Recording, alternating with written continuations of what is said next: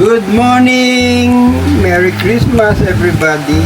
Pasay City, Philippines, Aurora Street.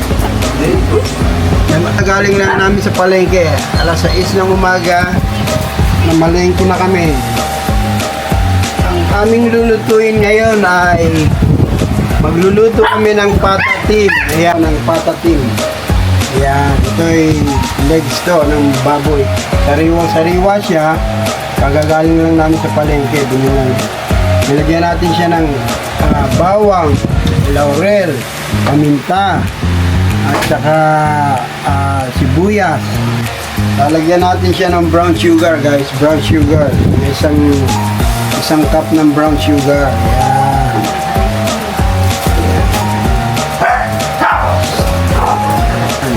Kompleto yan.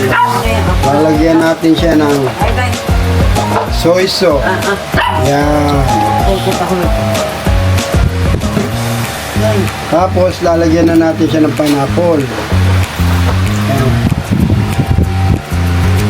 Tapos maya lang, after marinate, iluluto na natin siya.